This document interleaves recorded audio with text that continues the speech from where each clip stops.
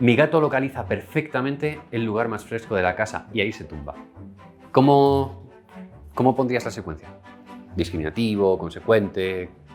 El sitio más fresco sería el discriminativo y el hecho de tumbarse una vez la respuesta operante que da lugar a una probabilidad mayor dadas las consecuencias que tiene, que es sentirse más fresco, imagino que ahora en verano. Eso es. ¿Dirías reforzador positivo o negativo? Las notificaciones funcionan como discriminativo. Abrir la app generalmente es reforzado el 100% de las veces. Y lo que pasa es que la respuesta condicionada que te genera puede ser muy variable. En Twitter probablemente te insulten. En Instagram probablemente te digan qué bien te sienta. Hay un artículo en el que Skinner dice que soñar es operante. A mí me cuesta... Soñar es fascinante porque creo que puedes hacer operantes mientras sueñas. En la medida en que se puede hacer ciencia sobre el contenido de los sueños, eso es que alguien puede acceder al contenido de los sueños de una manera objetiva. Y eso me aterroriza. A mí me parece un muy buen ejemplo, porque se aprende a dormir, pero por otra parte no puedes caer dormido voluntariamente. O sea, de hecho es algo que es incondicionado, igual que no me puedo sonrojar voluntariamente o tener una erección voluntariamente. Entonces, ¿cómo aplicaríamos análisis funcional a dormir?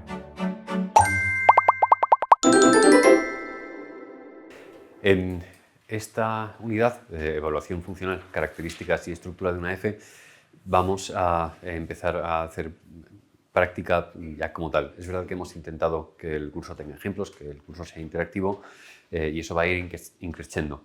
Vamos a empezar por una actividad que creemos que siempre es de mucha utilidad, identificando secuencias funcionales en lo cotidiano.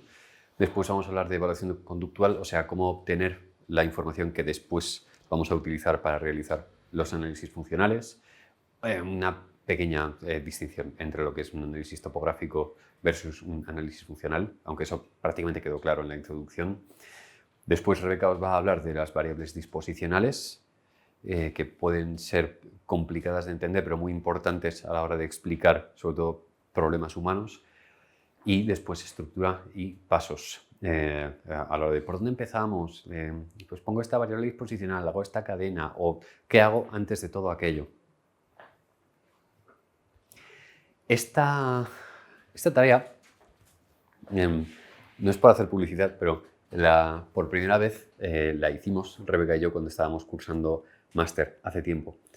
Cuando hicimos el máster de ITEMA.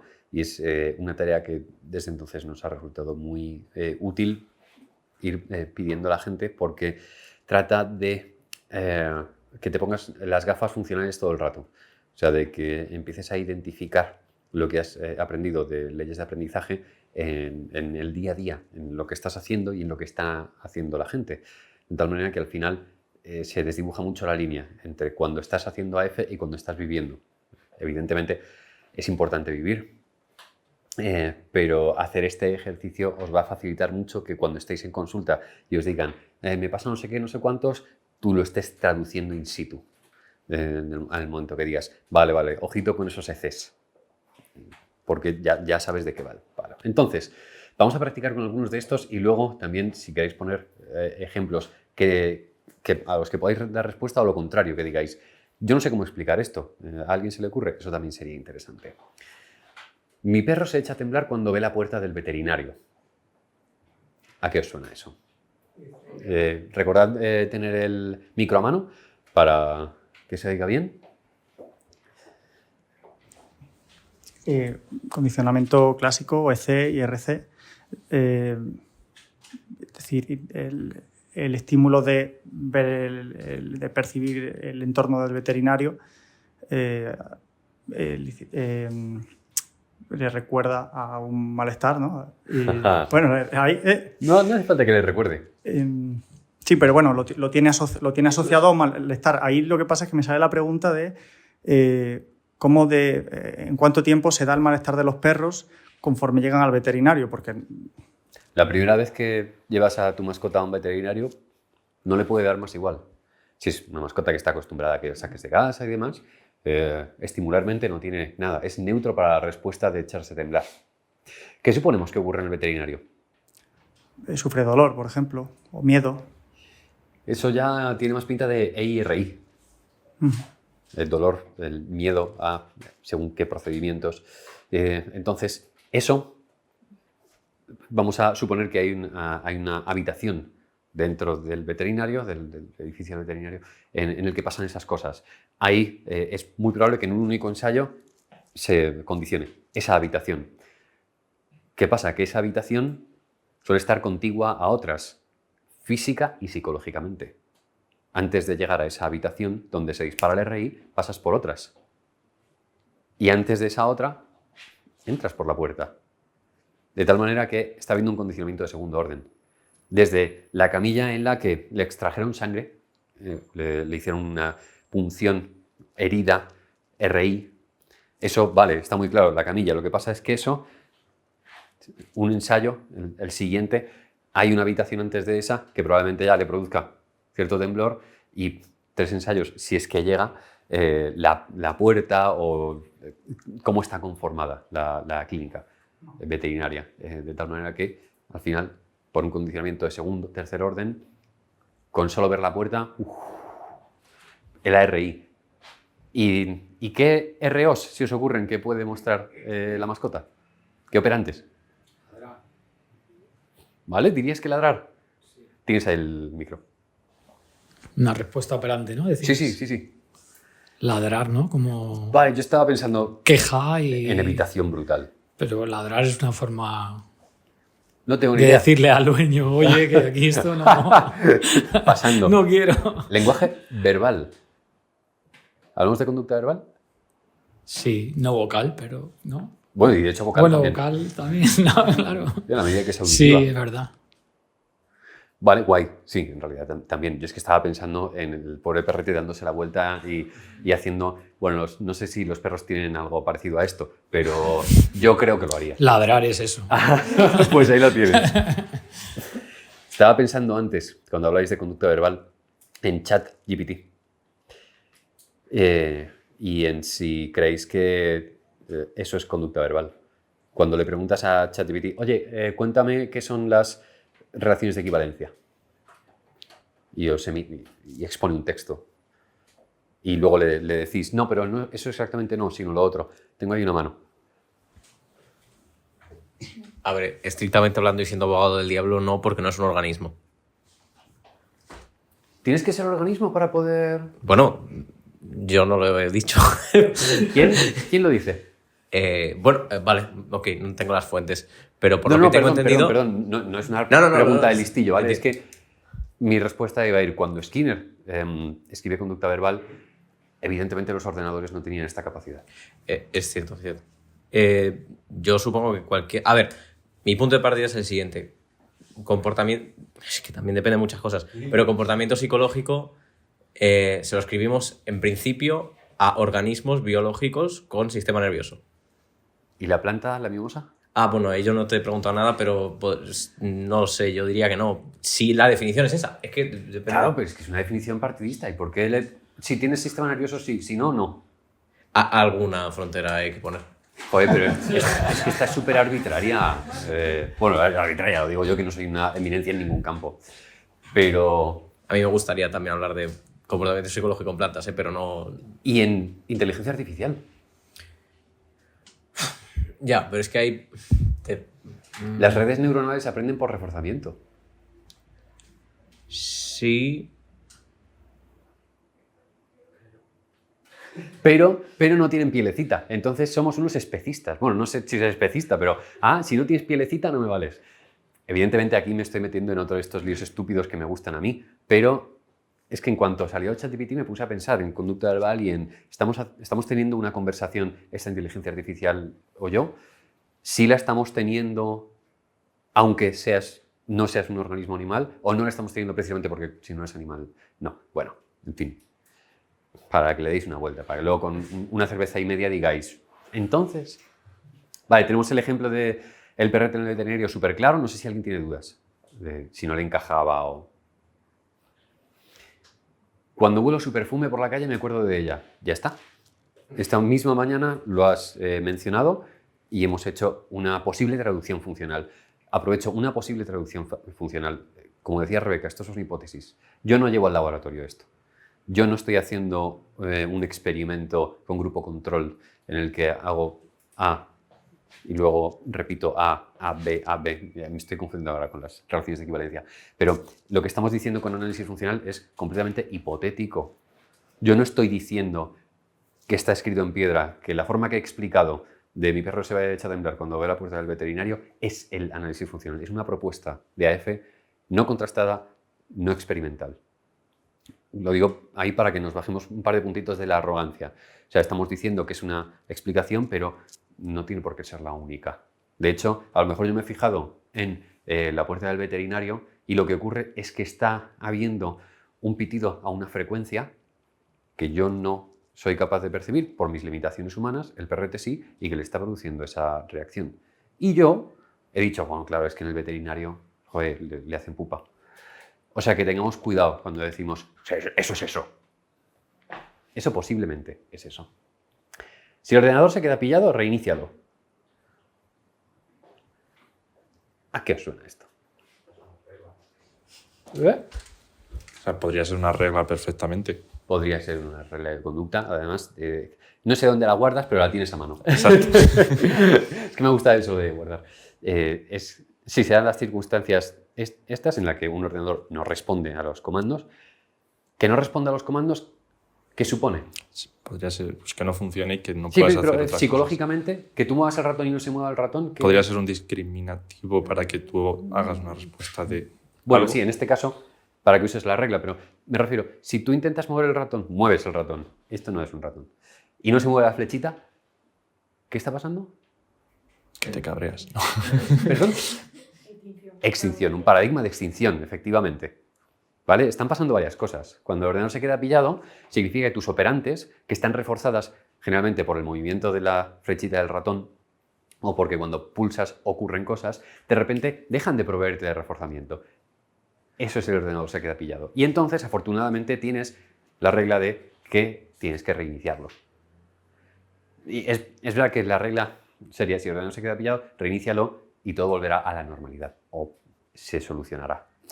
Eso me temo que lo asumimos, lo derivamos. Y efectivamente para mí la explicación más pragmática sería es una regla de conducta, que además que creo que aplicamos generalmente. No sé qué no me funciona, pues reinícialo como regla universal. ¿Y qué pasa? Que generalmente funciona.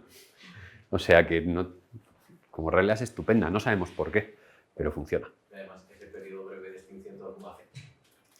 Aumenta la respuesta. Que de hecho, tengo una de esas luego. O sea que, evidentemente, efectivamente, te has adelantado. El metro siempre me cierra la puerta en las narices, así que he dejado de correr cuando lo veo. ¿Extinción? Tenemos el micro por allí.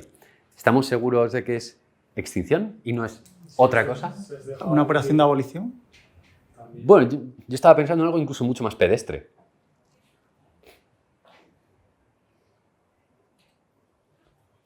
¿De qué conducta hablamos? De correr. Correr. Ah, bueno, Dejar de correr. es un castigo. Yo a priori, y aquí está lo que os decía antes, que yo lo diga no significa que yo tenga razón. Yo diría que es un castigo. Es un castigo negativo en la medida en que no puedo acceder al metro. O sea, deja de presentarse la posibilidad de entrar al metro. Entonces, pum. Y además, siempre que me cierra la puerta en las narices, así que he dejado de correr cuando lo veo, creo que sí que se está refiriendo mucho a esos ensayos discretos en los que discriminativo ver el metro, correr, castigo. Pues a la tercera ya pasando, porque se ha castigado mi conducta de correr. Pero quiero oír vuestra explicación de operación de establecimiento, no porque sea correcta la mía, sino porque quiero ver vuestra argumentación. Yo he dicho extinción, Eso, perdón, extinción. porque me cuesta mucho. A nivel experimental lo veo muy claro que en extinción hay una relación de contingencia cero y en castigo negativo menor que cero, pero cuando pasamos a la aplicada no veo, o sea, muchas veces me cuesta ver la diferencia. De hecho, creo que mucho de lo que se hace es castigo negativo y no extinción. por ejemplo, con conducta verbal, ¿no? Cuando dices, hago un moldeamiento verbal, refuerzo una verbalización y someto el resto a extinción. Bueno, o estás castigando negativamente porque la relación de contingencia se está dando. Entonces aquí un poco igual, o sea, nunca recibes reforzador, entonces hasta qué punto no se rompe la relación de contingencia o hay una negativa, no lo sé, la verdad. Pues excelente cuestión, que de hecho a efectos prácticos no es resoluble. Y si quisiéramos que esta persona volviera a correr, ¿qué haríamos? Por si eso nos ayuda.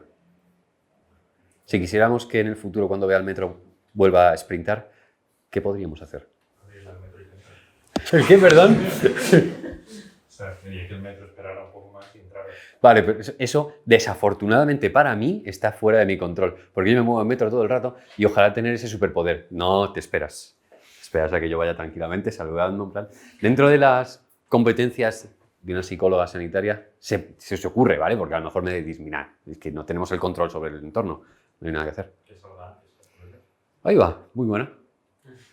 Que salga antes. Si el metro fuera regular en frecuencias, esa nos podría valer.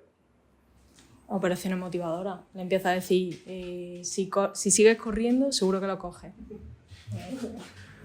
De hecho, esto podría llevar a una situación de que se siga dando la contingencia de que nunca entra al metro, pero sigue corriendo porque obedece la regla. Esto es muy humano. Es muy humano y un poco lamentable. El cómo a veces recalcitrantemente hacemos el seguimiento de regla, pese a que cualquier otro organismo, cualquier otro animal no humano lo habría dejado hace 25 ensayos. Pero tú, con toda tu pirámide filogenética, aquí estoy yo en la cúspide, golpeándome por 25ª vez. Pues eso, humanos. Molan bastante los humanos. Ya ni siquiera oigo la música de la tienda en la que trabajo. Facilísima, habituación, efectivamente. Si alguien tiene alternativa, ya sabe, sin problema. Tras hacer clic 20 veces en el icono del PDF y que no se abriera, desistí. ¿Cómo se llamaba este proceso? Estallido, ¿no? Eso es, estallido de extinción. Explosión de respuesta o estallido de extinción. Son sinónimos. Efectivamente. El icono del PDF, como decía el compañero, haces doble clic. Habitualmente, a eso lo que le va seguido es que visualmente en la interfaz aparece el documento. Esta vez no. ¿Qué hace el organismo? Doble clic. Sigue sin salir. Doble clic. Aumenta la intensidad. No sé si os fijáis, pero la intensidad es la misma. O sea, quiero decir, que yo apriete el botón más o menos fuerte, en principio no cambia. Lo que pasa es que a veces que parece que sí. Que parece que cuando aprietas más el mando... Bueno, no sé. Y te pone en extinción. Entonces, si a la 20ª no se abre, probablemente digas, lo dejo. Y quizás reinicies. Sí, por favor, pásale el micro. Sé que es una pregunta tonta, pero en ese caso, pon que el ordenador se ralentice habitualmente. Al tú aumentar la tasa de respuesta y a contingentemente funcionar una vez que tú has aumentado la tasa, se puede reforzar. Conducta supersticiosa. Bueno, claro, es verdad. Lo más probable, y esto se veía mucho en los finales de los 90-2000, cuando empieza a haber ordenadores en muchas casas. Ordenadores que además van mucho más despacio que los que tenemos ahora. Si giro en esta dirección el ratón, va más deprisa el PDF. O si pulso esta tecla, suele ir más rápido. O sea, había un montón de conducta supersticiosa precisamente por esa acontingencialidad de lo que debería ocurrir cuando hago esta secuencia. Y era muy divertido. Sí. Y como veis, eso sí que todo... O sea, cómo nos relacionamos con estos cacharros es súper reglas de aprendizaje, pero además súper básicas. Y cómo hablamos en Internet, bueno, Twitter. Me niego a llamarlo de otra manera, ¿vale? Que es Twitter. Cuando levanté la mano, la profesora me dio la palabra.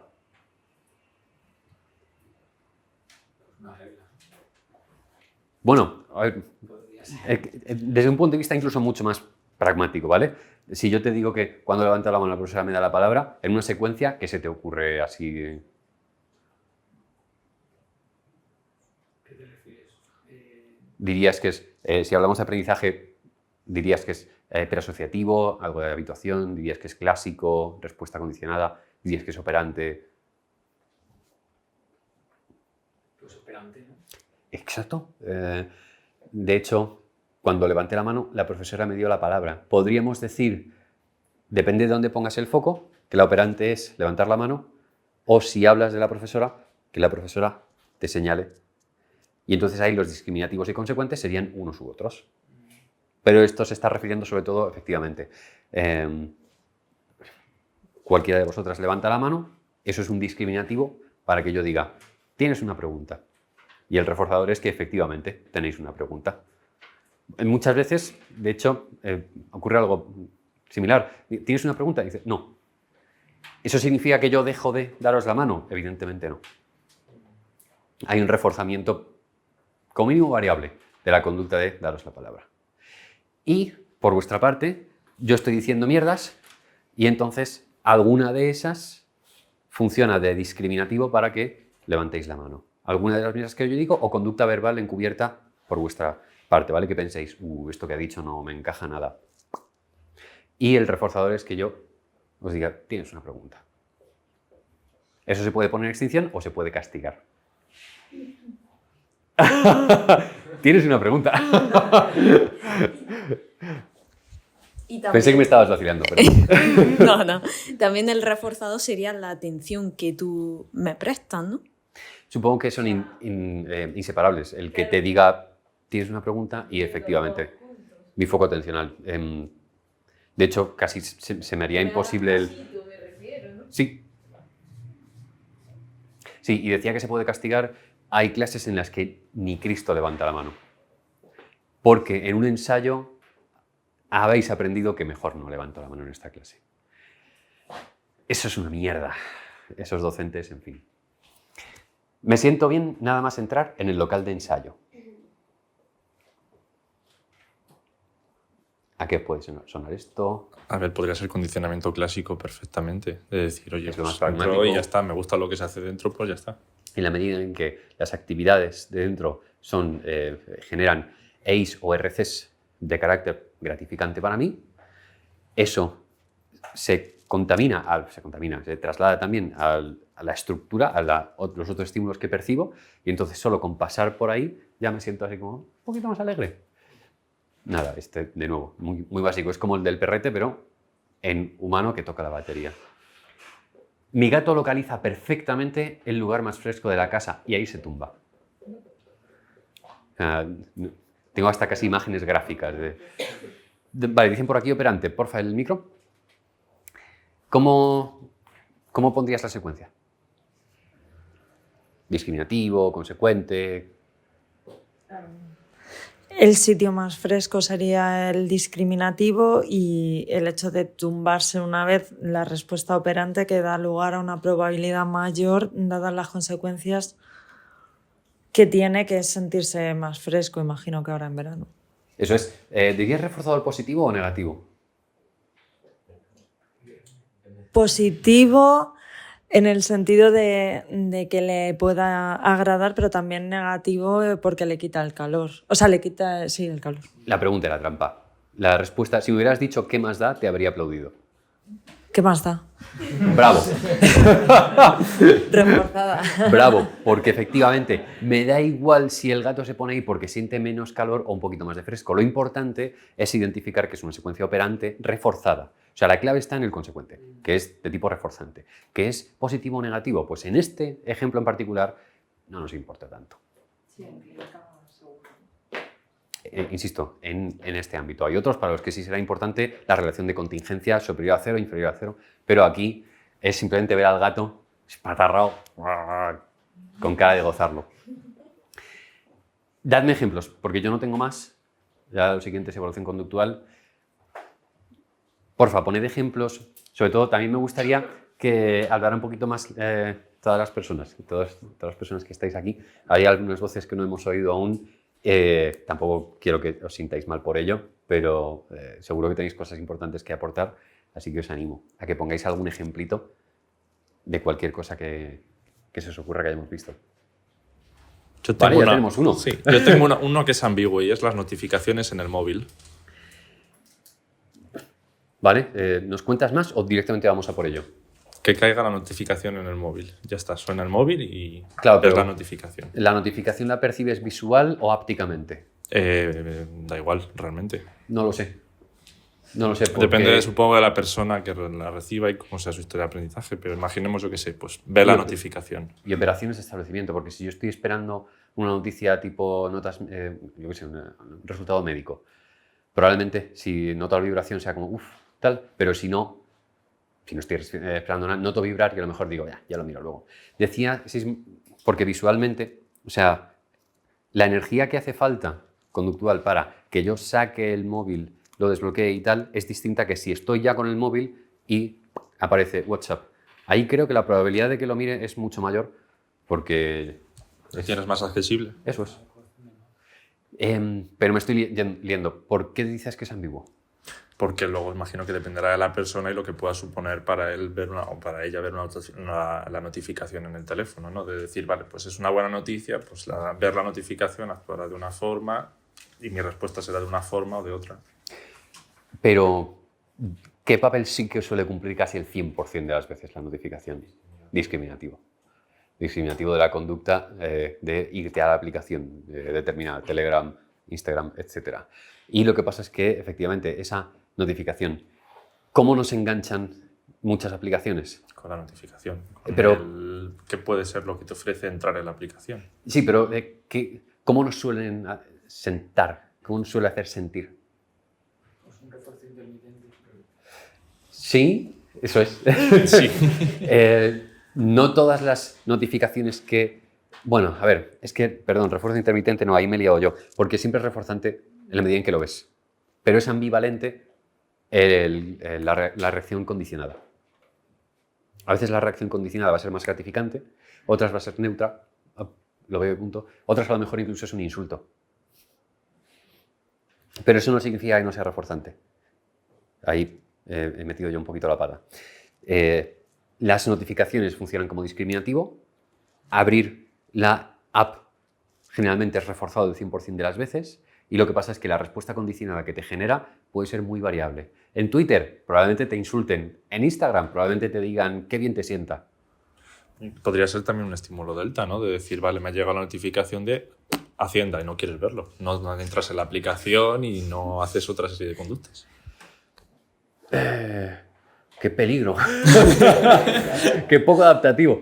Pero, o sea, efectivamente, imagino que en la medida en que has tenido ensayos en los que esa notificación en particular tenía que ver con castigos, prefieres evitarlo hasta que es demasiado tarde.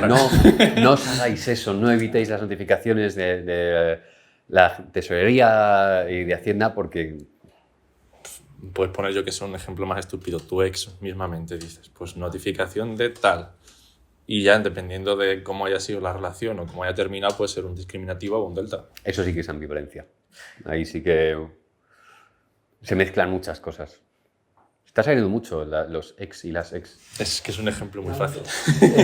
Somos humanos, nos relacionamos con otros humanos y tarde o temprano ocurre. Puede ser tu jefe igual, quiero decirte, el efecto es el mismo. Espero que tu jefe no sea tu ex porque entonces ya se mezclan más cosas de las que...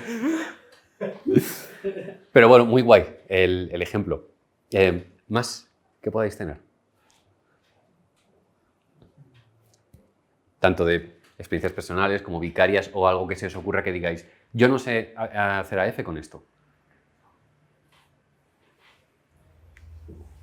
Yo si queréis puedo poner uno personal, pero tenían que hablar. A ver, no tenían que, insisto, no es obligatorio, me gustaría. Dormir. ¿Conducta de dormir? Sí.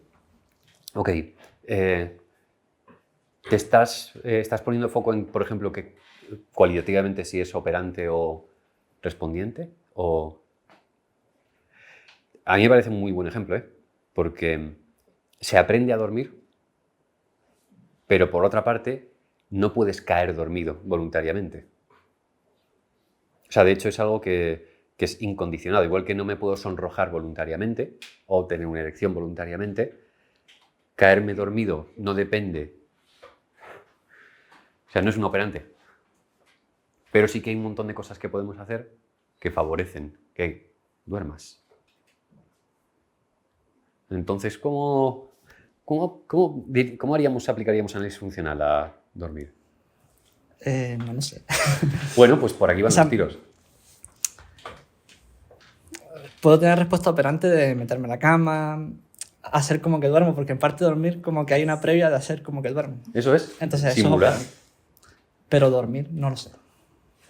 Bueno, dormir yo diría que es simplemente una RI.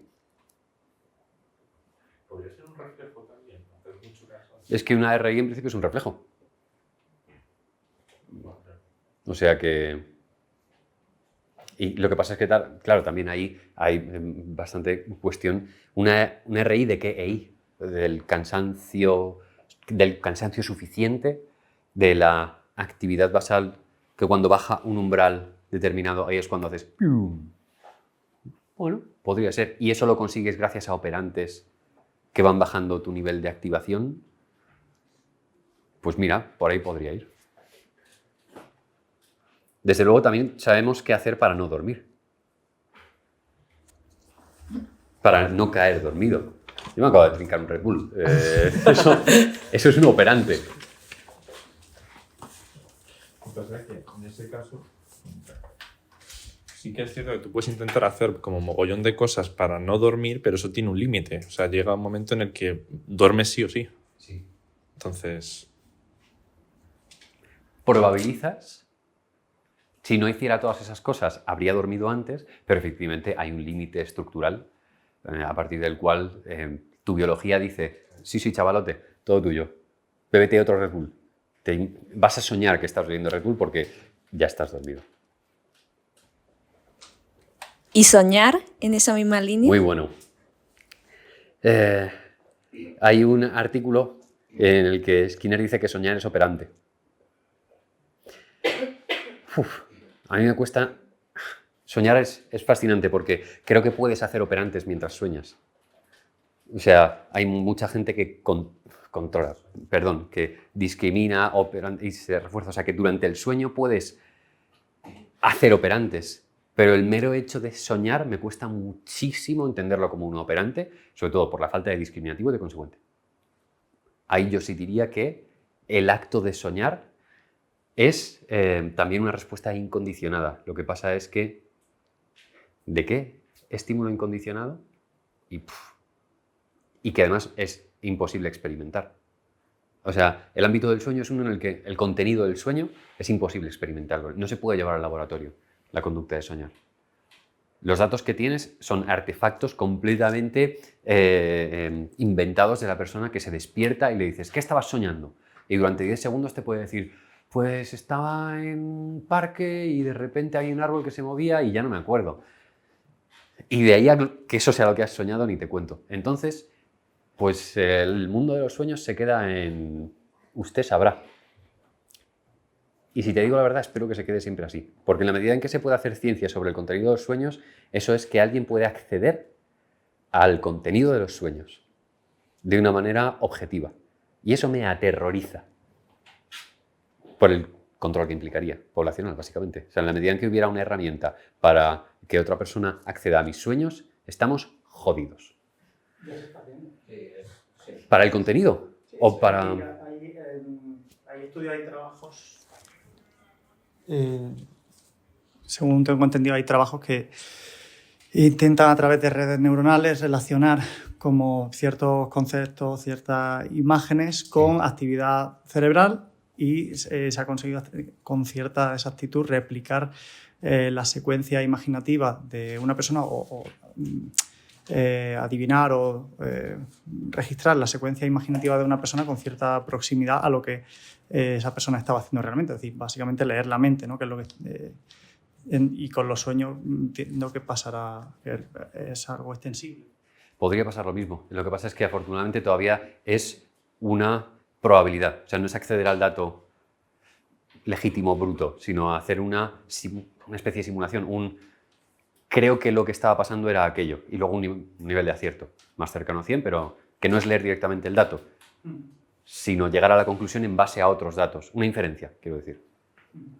Espero que sea una inferencia. Porque si no, ya os digo, nos quedan 20 años como especie. Al final, un poco todo lo que hacemos a nivel de epistemológico no dejan de ser inferencias, ¿no? Bueno, claro, pero el nivel de inferencia no es lo mismo que tú veas que yo estoy levantando la mano, que epistemológicamente tiene que ver con la construcción de tu percepción en cuanto a que yo me levanto la mano, que pienses lo que estoy pensando. Llegará.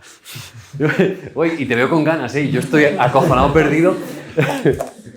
Que por completar lo que ha dicho él, hace, no sé si era 2021 o 2022, que creo que es a lo que tú te refieres, sí que reconstruían más o menos imágenes o formas difusas con actividad cerebral. Eso se ha hecho. Y luego, en ratones, que este tiene más tiempo, sí que se ha utilizado un paradigma que es meter al ratón en un laberinto para que libremente pase por él. Y luego se ha visto a ver en el sueño, o sea, se ha utilizado redes neuronales para correlacionar actividad cerebral con posición con composición física en el laberinto. Y de hecho esto se ha usado para luego investigar cuáles son las diferencias entre las distintas fases del sueño. Y sí que se ha visto que, por ejemplo, si no recuerdo mal, en REM pues aparecían fragmentos de distintas partes, pero además en secuencia, no como aleatoriamente, sino este fragmento, este tal. Lo siento. No. Me salvan muchas cosas. Que los humanos no vivimos en laberintos generalmente, aunque estaba pensando, según lo decías, en la zona de trabajo, en el trabajo de oficina, que creo que se le puede parecer mucho. Y luego que no hay un componente vocal tan complejo en los ratones como en los humanos, que te la puede liar en cuanto a complejidad, porque estás hablando sobre todo ahí de posición espacial y asumo que es más fácil replicar eso que el contenido de una conversación. Lo asumo porque me da la gana. Y porque quiero dormir tranquilo hoy, en vez de teniendo pesadillas de cyberpunk sobre sueños, sobre un anuncio de Coca-Cola en medio de mi sueño. ¿Estás sediento, Manuel? ¿Cómo? Y aparezca una persona con toma, Coca-Cola. Porque ya vamos, que sí se utilizaría así. Si sigo vivo dentro de 20 años, quiero hablar con vosotros. Vale, ¿algún ejemplo más que queráis poner? Pues sí. Emociones, o sea, por ejemplo, el tema de la culpa, que sí que se basa en reglas verbales de la persona influidas por el ambiente, pero no sé, algún caso relacionado con ese tema, porque al final yo una de las emociones que más veo es la culpa. Uh-huh. O sea, para mí ira, tristeza, culpa, o sea, todo el rato. Lo que pasa es que ahí igual ira, tristeza, culpa no deja de ser un RC. También depende, la gente muchas veces narrativamente llama sentimiento a un pensamiento y llama pensamiento a un sentimiento. Ahí trata de operativizar, como mínimo para tu trabajo de hacer el análisis funcional, trata de operativizar. Antes se veía en el caso de Rebe que ha hecho mención, Alba decía, siento que, cuando se está refiriendo a percibo o a pienso. Entonces, cuando la gente te dice me siento culpable, hay que operativizar por dónde van los tiros. Puede haber una sensación fisiológica desagradable, por supuesto, pero también puede haber un montón de operantes encubiertas de debería haberme dado cuenta, no debería haber hecho caso a esto, bla, bla, y todos esos pensamientos, que probablemente sean los que son la EC de la RC de malestar. ¿Culpa en el vacío? Pues es un poco como la vergüenza en el vacío, difícil. Suele ir muy cargada de los pensamientos sobre alternativas o adecuación social. Pero sí, la culpa ya te digo que en sociedades occidentales es muy habitual por la herencia. Este episodio se ha grabado en motivo del lanzamiento de nuestra nueva formación online que podrás encontrar en nuestra web www.engramapsicología.es. ¿A qué esperas? Ya puedes ir a darle un vistazo.